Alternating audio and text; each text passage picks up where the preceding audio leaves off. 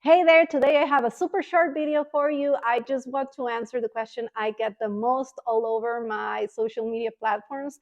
And that question is, what marker is that? I paint with Posca markers, and today I'm going to show you what these are and how they work.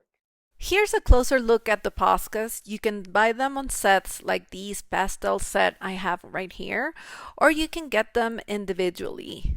If you get them individually, they have a plastic wrap, and the easiest way to get rid of that is twisting the cap, and then they'll break and you can take it off.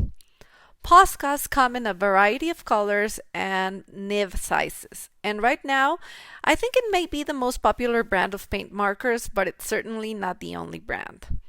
Paint markers have acrylic paint in them, and Poscas have water-based acrylic, so that means they are odorless and non-toxic. It's really satisfying to use them because it's just like using regular acrylic, the type you use with a brush.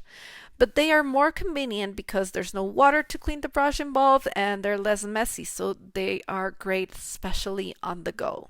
For your first use, you have to give your marker a little shake so the paint will mix, and then you have to activate it.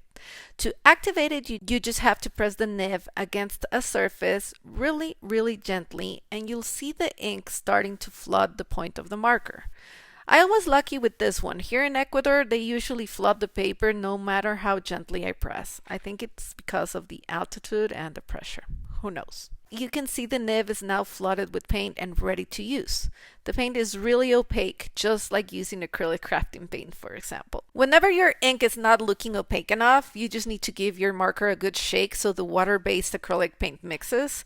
You can see the first heart I painted, it wasn't really looking that nice, and after I shook my marker a little bit, the second heart just came out better.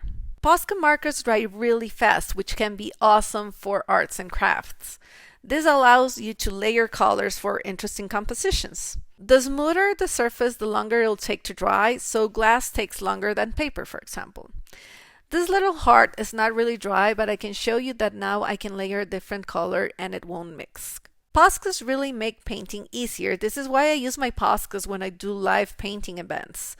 I use them as much as I can because they reduce the time in which I can create something for people who are waiting for art.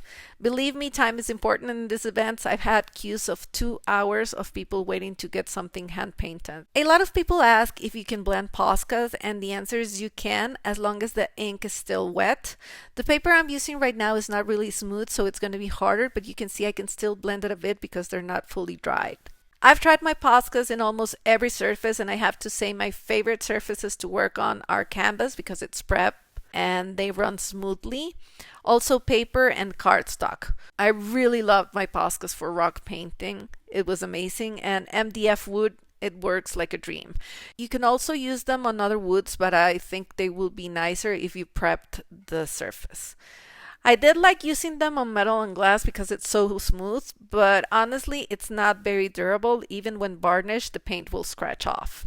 For leather, they work well if you use a primer underneath and then a varnish. And for fabric, I recommend you let them dry for at least 48 hours, and after that, you reverse your garment and seal it with heat by ironing the reverse side.